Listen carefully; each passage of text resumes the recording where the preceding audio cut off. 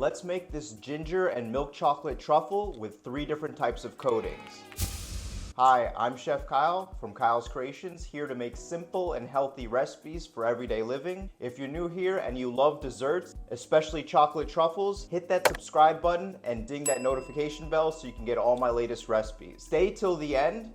2 of these coatings are going to teach you the basics for how to make your own chocolate and how to make it crunchy and add textures and other flavors. The first thing we're going to do is add a crunch base.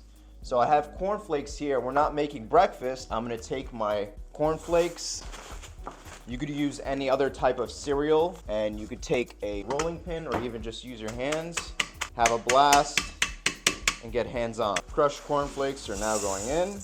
So we're going to make a quick caramel. Powdered sugar is going in. I'm gonna let that go for a few minutes until it turns into a caramel color. I'm gonna pour it with my unmixed crushed cornflakes. Just mix that together. Now I'm gonna add my caramelized cornflakes to a baking tray.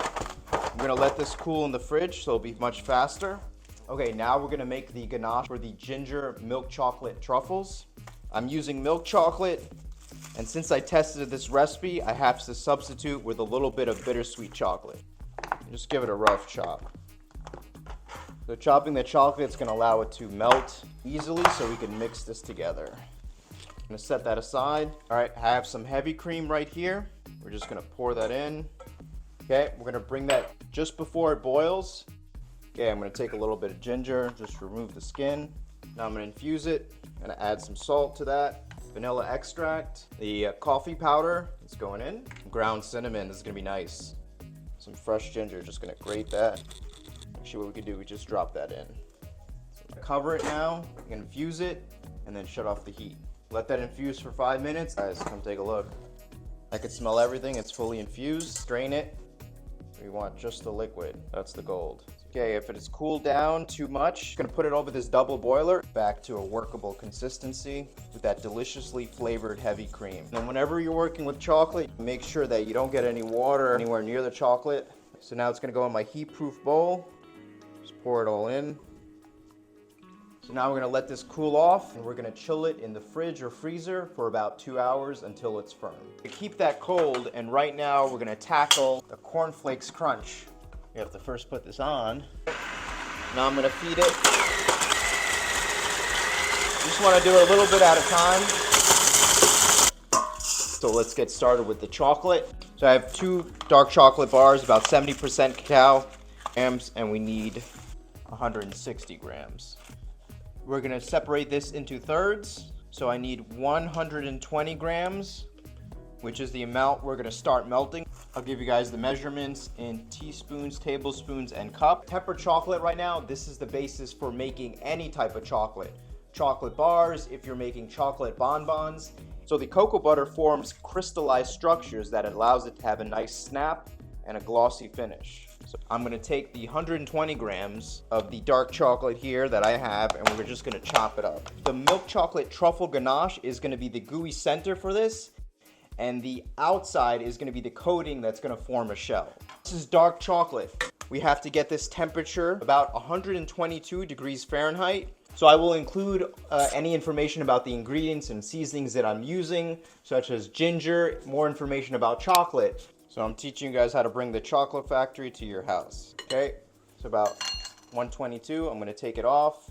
Now I'm gonna stir in the third chopped dark chocolate that I had left over from before.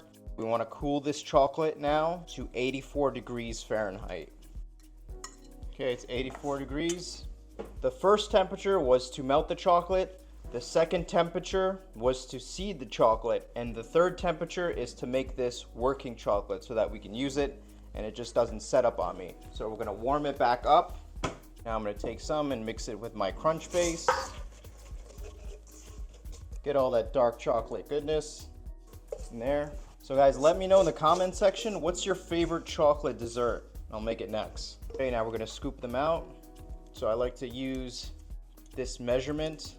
I can get the same size for each. Quickly roll it. See, this is super fun. You can make it with your kids. All right, so now we're gonna dip them. You can always make things easier by freezing this again. but we're just working quickly here so I can give you guys a working model to make your own chocolate. We did the crunch layer.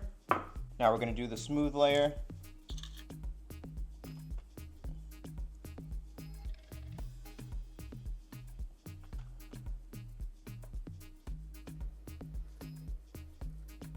And I have my last of the truffles. I'm gonna roll it in the cocoa powder. This is the easiest coating for the truffles. Tap out any excess. All right, guys, as you can see, there's enough here to share for family, friends, kids. This is a perfect treat to keep them busy and active. So we're gonna dig into one right now. I think this one is calling my name, so we're just gonna break it in half. Beautiful milk chocolate inside. Let's try it right now. Before I do, don't forget to like and subscribe. I'm gonna give you guys another recipe that ties into the chocolate theme where I teach a little bit about tempering. In the upper left-hand corner, click my video for Kyle's Brownie Special. It's a wonderful dessert that combines a brownie cookie, cannoli cream filling, and a nice white chocolate crumble. Right now, I'm eyeing this truffle and I'm gonna try it right now. Oh man. Oh wow. So the inside, it's smooth. There's hints of cinnamon. There's hints of coffee. Beautifully well-balanced flavors that shows that you can add variety to your chocolate to give it more boost and flavors while still keeping it relatively healthy. And that nice crunch really ties things in, gives it a nice texture that leaves you with a lasting bite to have more. I'm glad you guys watched this video up until this point. Loved making desserts for you, and stay tuned for my next recipe.